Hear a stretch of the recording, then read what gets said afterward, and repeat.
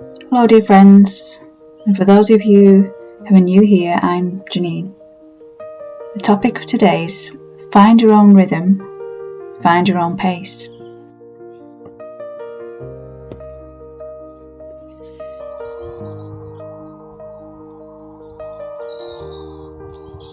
When you observe the world as a whole, it does not in any way advocate or encourage us to consider right timing, patience, or that each of us needs to align with our own natural rhythms and flow.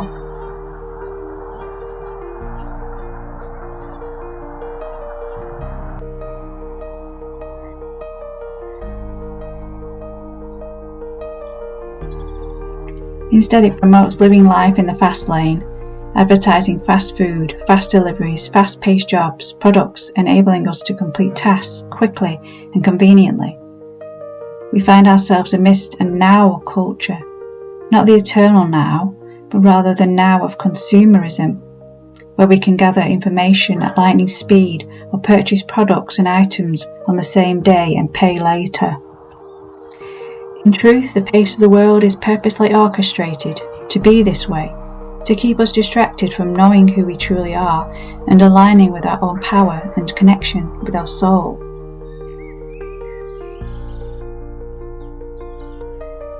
We only have to observe the natural world to witness each plant or tree will grow at its own rate, to blossom or come into leaf only when it's ready to do so and not a moment sooner.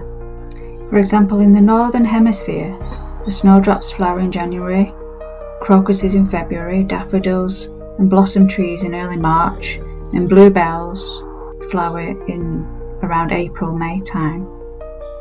During the winter season, we have a period of dormancy, which demonstrates the need to be patient as gestation takes place in readiness for spring.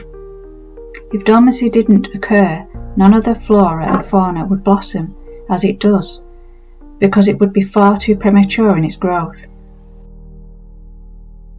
If you observe a river, it has its own particular flow and will not deviate from this unless there has been heavy downpours consecutively over a number of days.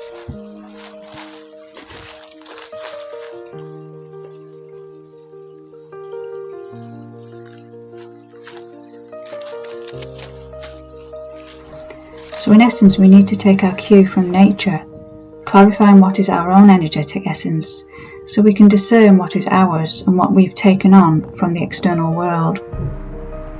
As we recognise and synchronise with our own unique rhythms, it enables us to become more stable, grounded and less prone to be drawn back into the frenetic energy of the world, so that we may live a life more at ease and grace, where we are tuning into our soul for guidance and inspired action, avoiding draining our energy on unnecessary activity. So here I am in the midst of one of my favourite woods. To my joy, it's spring, and you probably hear the birds singing away. Got the bluebells out, and this is one of the places I come often because it really does help me return to my flow, to really become in sync with my own rhythms and flow, because when we're in nature is harmony. Nature, as I've mentioned before, it has its own rhythms, timings, and when we're coming to spend time in nature, it helps reset us back to our own flow, our own rhythms and pace.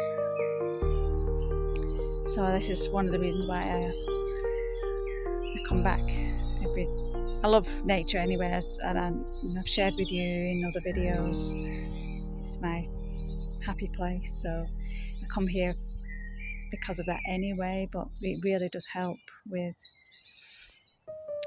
regulating the nervous system, resetting myself back into flow. I remember years ago I used to have real difficulties at home, and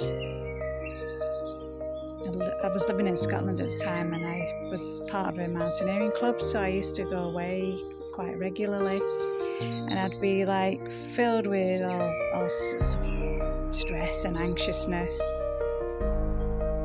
And then I'd go up, climb a mountain with some friends. By the time I come back down again, all the issues and problems had just disappeared. I'd just gone back, returned to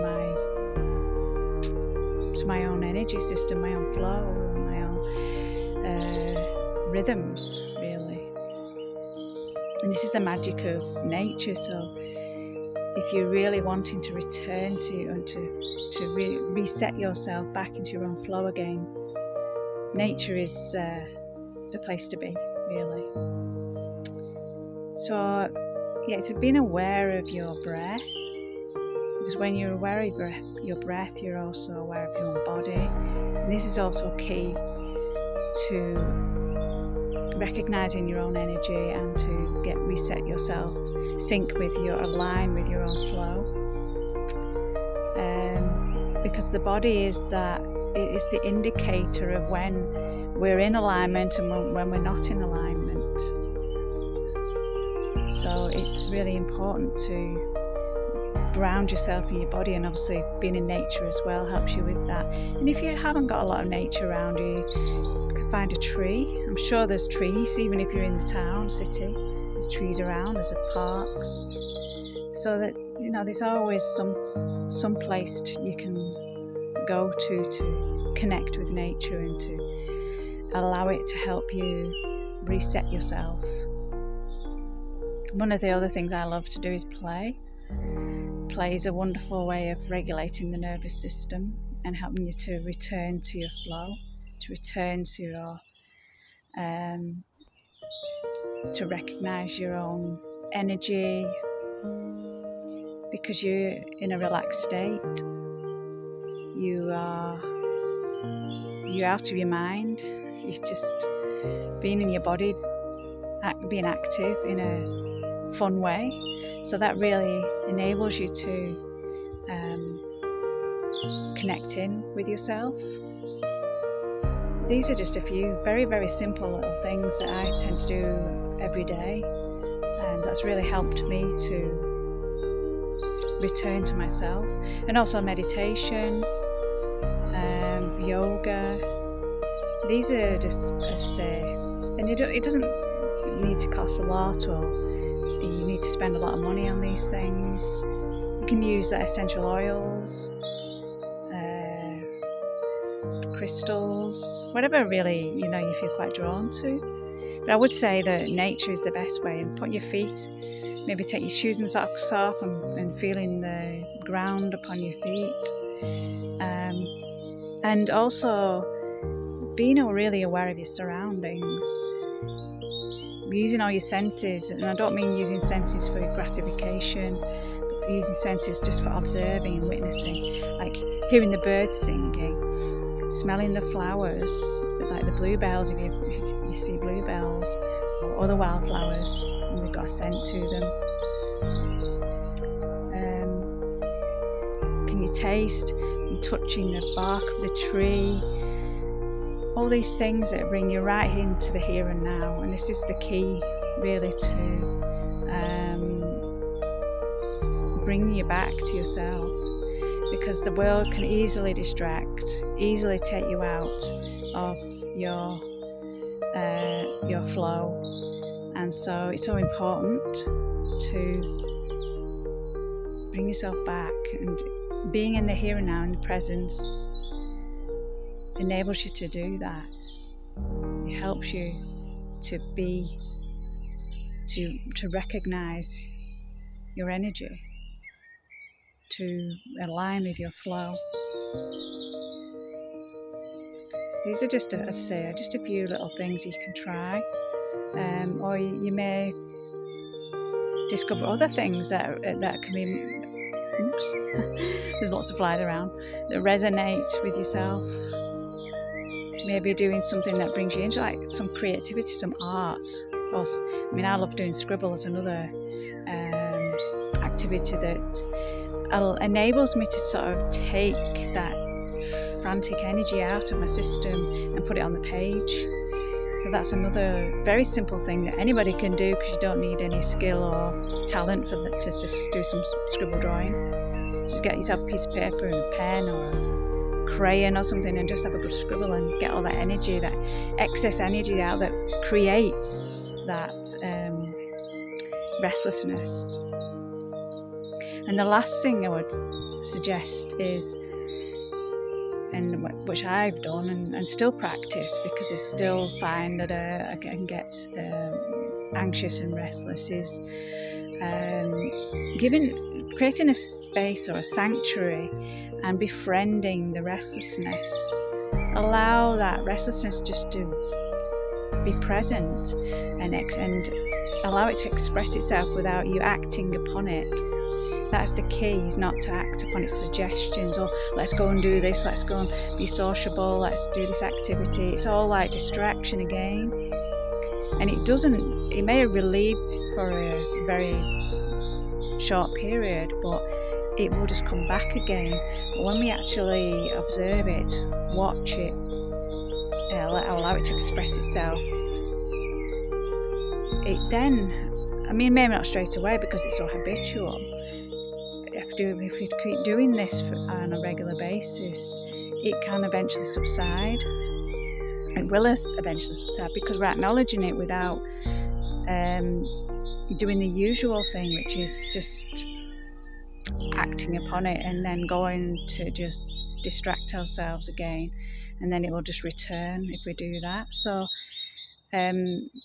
doing this, just befriending the restlessness, and you may find that you experience anxiousness and unease, there may be fear that comes up, and thoughts that arise that are saying, oh, I don't want to do this because this might happen, I don't want to do this because this might happen. This is what's happened to myself. But it's about not acting upon those thoughts or suggestions that's rising up. Just continue to be with it. In fact, if you can get out in nature and just allow that restlessness to come out, it will subside. Nature itself will sort of give you that sense of peace and relaxation that really can help alleviate the restlessness that you may be experiencing. So I really hope that what I've suggested is helpful, and I hope that if you feel they resonate, to try them out and see, because it's about really experiencing this. It's not just about listening to what I'm saying. Just have a go, see how you feel about it. Is it helpful? But you can only really know that when you actually try them and see if it really brings you back to yourself and helps you to align. Because the more we do that, the more we can recognize what is in alignment, what isn't, because we're really tuning into our own energy system and our body that is the indicator of this.